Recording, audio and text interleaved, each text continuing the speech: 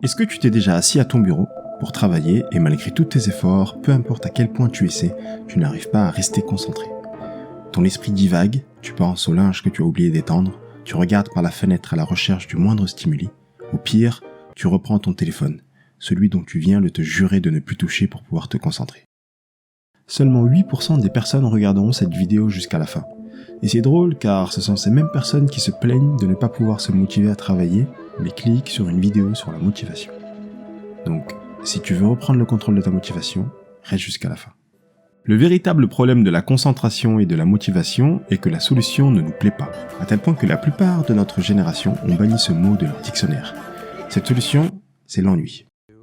Mais pour que vous compreniez comment l'ennui nous redonne le pouvoir sur notre motivation et notre concentration, permettez-moi d'abord de vous expliquer le rôle et le fonctionnement de la dopamine. La dopamine est un neurotransmetteur, une substance chimique produite par le cerveau qui joue un rôle essentiel dans la régulation de plusieurs fonctions majeures, comme le désir et la motivation. Elle est souvent qualifiée à tort de molécule du plaisir, mais en réalité, la dopamine joue plutôt le rôle de motivateur. C'est elle qui nous pousse à agir. Je vous rassure, je ne vais pas trop entrer dans les détails scientifiques du fonctionnement de la dopamine. Par contre, j'ai une petite analogie que j'aime bien utiliser pour expliquer son fonctionnement et ses dérives. Voyez notre cerveau comme un patron qui nous rémunère en dopamine pour accomplir différentes tâches. Il nous dit « range ta chambre, mange une glace, va aux toilettes ou regarde Premier Contact ». Un film exceptionnel d'ailleurs. Et pour nous motiver à faire toutes ces tâches, il nous paye en dopamine en fonction de ce qui le stimule le plus. Et malheureusement, ce qui stimule le plus notre cerveau en général n'est pas vraiment le plus bénéfique pour nous au long terme, à cause du biais du présent. Le biais du présent est la tendance à préférer une récompense immédiate, plus petite, plutôt que d'attendre une récompense future, plus grande. Il décrit la tendance à surévaluer les récompenses immédiates, tout en minimisant la valeur de leurs conséquences au long terme. Donc si on nous propose 1 million d'euros maintenant ou 1 milliard dans 5 ans, nous aurions du mal à choisir la deuxième option. Et ce, même si le milliard est littéralement 1000 fois plus avantageux. C'est à cause du biais du présent que nous avons du mal à prendre la bonne décision. Il nous pousse, plus ou moins en fonction des personnalités, à, comme le dit monsieur Chakraborty, à surévaluer les récompenses immédiates et minimiser les conséquences au long terme. Cela explique en partie pourquoi nous peinons à maintenir nos bonnes habitudes, car notre cerveau minimise toujours le bien que peut nous faire l'habitude de manger sainement pendant 1 an, par exemple. Maintenant, reprenons l'analogie du patron. Il nous paye 50 € pour nous motiver à manger un paquet de chips, 30 € pour regarder une série, 100 € pour scroller notre smartphone, et à cause du biais du présent, notre patron nous offre que 5 € pour travailler. Si nous sommes habitués à être rémunérés entre 50 et 100 € par tâche, comment pourrions-nous être tentés de travailler pour 5 €? Même si, rationnellement, nous comprenons que travailler est plus bénéfique pour notre avenir. Pour résumer, notre incapacité actuelle à nous concentrer découle de l'habitude que nous avons à stimuler constamment notre cerveau avec des activités hautement gratifiantes. Elle dérègle notre système de motivation, nous éloignant de ce qui est réellement bénéfique pour nous. Résultat, travailler devient quasiment impossible. Car ce dernier requiert patience et persévérance, il nous demande de maintenir notre attention, d'essayer, de se tromper, de nous remettre en question, d'expérimenter, de réajuster et de persister dans l'espoir de peut-être arriver à quelque chose. Alors que le divertissement ne demande aucun effort. Et l'ennui dans tout ça, c'est simple, c'est la solution. Bien qu'elle ne nous plaise pas, si nous nous habituons à tolérer l'ennui, notre cerveau apprend à fonctionner avec moins de dopamine. C'est une sorte de remise à zéro. Après cette réinitialisation, consacrer 2 heures à étudier ou travailler pour 5 €, entre guillemets, redevient naturellement attractif. Et le plus beau dans tout ça, c'est que nous n'aurons même plus besoin de nous faire violence et d'utiliser toutes ces astuces pour se motiver à travailler. L'envie de travailler viendra toute seule. L'ennui nous permet de reprendre le contrôle sur notre motivation. Mais surtout, il nous redonne la capacité de concentration qu'appelle le psychologue et chercheur Mihaly l'expérience optimale.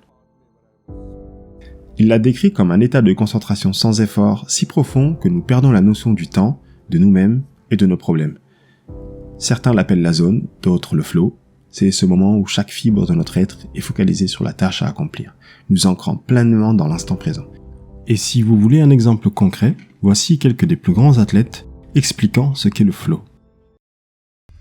You're in a state of absolute awareness without any effort. It's definitely the highest form of concentration I've ever experienced. And I'm just perceiving things much more clearly, much more slowed down than normal. It's when you're fully in sync when you're making perfect decisions. Pretty much everything falls away. A superior form of consciousness. It's basically where life makes sense.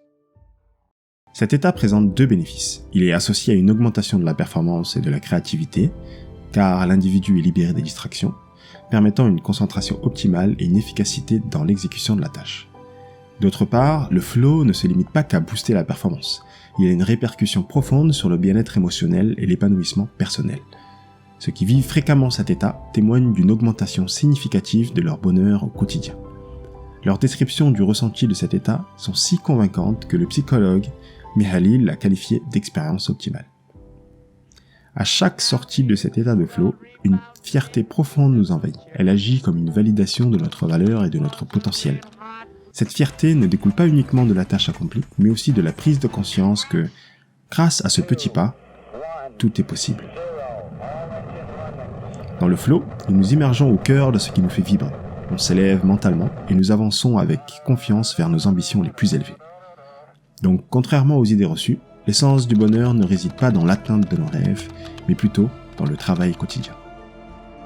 Cette quête anime notre curiosité, intensifie notre joie au quotidien et alimente notre espoir. Tout ça est atteignable grâce à l'ennui. D'ailleurs, avez-vous jamais remarqué que nos meilleures idées nous viennent sous la douche ? Ce n'est pas tant que la douche est une sorte de sanctuaire de créativité, bien sûr que non, mais plutôt parce que c'est encore l'un des rares moments où nous sommes seuls avec nous-mêmes. Dans un monde où la surcharge d'informations est la norme, l'ennui devient une sorte de luxe rare qui nous permet de nous recentrer et d'identifier ce qui compte vraiment pour nous, ce qui mérite notre temps et notre énergie. Donc au lieu de fuir l'ennui, il peut être bénéfique de l'accueillir comme un moment de pause et de réflexion profonde. La télé-réalité et la plupart des divertissements sont souvent qualifiés d'abrutissants. Ils ne sont pas abrutissants dans le sens où ils nous rendent véritablement plus idiots, mais plutôt parce qu'ils nous empêchent d'apprendre, d'essayer, de créer et de poursuivre nos rêves. Nous transformons en une sorte de larve dépendante et incapable de faire quoi que ce soit. Bon, concrètement, comment apprendre à tolérer l'ennui ? Parce qu'il est clair que c'est pas naturel. La clé, je pense, consiste à intégrer l'ennui petit à petit dans notre quotidien. Je dis bien petit à petit car si d'un jour à l'autre vous décidez d'arrêter tous les divertissements, vous aurez du mal à tenir cette habitude dans la durée. Maintenant, voici quelques suggestions pour vous habituer à l'ennui. Commençons par le matin. Faites en sorte que votre première activité du matin ne soit pas de scroller votre smartphone. Jim Kwik, un célèbre conférencier sur la motivation, disait « Si vous voulez réussir votre journée, vous devez gagner la première heure. » Donc prenez votre petit déjeuner au calme, loin de votre smartphone, laissez votre cerveau s'éveiller naturellement. Savourez vos repas dans le silence. Est-ce que vous pensez qu'il est indispensable de toujours avoir la télé ou une vidéo pendant que vous mangez ? Je ne pense pas. Allez aux toilettes sans votre smartphone. Ça vous évitera de passer une demi-heure aux toilettes et d'avoir des fourmis dans les jambes à force de scroller. Sûrement à la plus dure, achetez-vous un réveil et allez vous coucher sans votre smartphone. Car le dilemme du sommeil est que pour dormir, vous devez commencer par faire semblant de dormir. Oui. Et c'est pas avec un écran devant vos yeux que vous prétendrez dormir. Donc, achetez-vous un réveil et laissez votre smartphone dans une autre pièce quand vous allez vous coucher. Méditez. La méditation est une solution extrêmement puissante. D'ailleurs, c'est la plus puissante. Je peux comprendre que ça peut en rebuter certains, mais voyez la méditation comme de la musculation pour votre motivation. Donc, intégrez-la dans votre quotidien et vous aurez une discipline bodybuildée.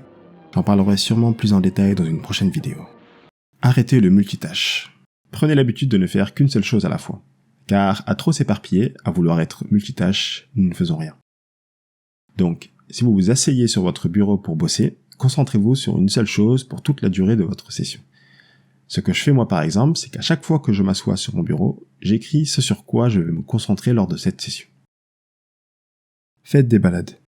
Les promenades sont comme une sorte de carburant créatif. Elles mettent notre esprit en mouvement, le rendant bavard et enthousiaste. D'ailleurs, Nietzsche, le philosophe, disait se promener jusqu'à 8 heures par jour. Il s'asseyait à son bureau uniquement pour consigner les réflexions qu'il a eues durant sa promenade. Éteignez votre téléphone ou éloignez-le loin de vous. Il est crucial pour la qualité de notre concentration de ne pas avoir notre téléphone à proximité. Chaque son, chaque vibration attire notre attention, nous forçant à quitter ce que nous faisons pour vérifier ce qui semble être urgent, avant de se rendre compte que c'est juste Inoxtag qui a sorti une nouvelle vidéo. Est-il si important que ça de savoir à la minute près qu'un nouveau contenu de divertissement vient d'être publié ? Ces interruptions brisent notre état de flow, et le coût de ces distractions est élevé. Il faut du temps pour retrouver notre concentration, et pendant ce temps, notre productivité et la qualité de notre travail en pâtissent. En réalité, ces notifications ne devraient même pas apparaître, peu importe que vous travaillez ou pas, car ce sont elles qui vous font replonger dans cette spirale de divertissement. Si je devais résumer cette vidéo en une seule phrase, ce serait « Tout le malheur de l'homme vient de ne pas savoir s'asseoir en silence dans une chambre. » Car l'ennui nous permet de reprendre le contrôle de notre motivation, cette motivation nous mène au flow, et le flow nous permet de réaliser nos rêves.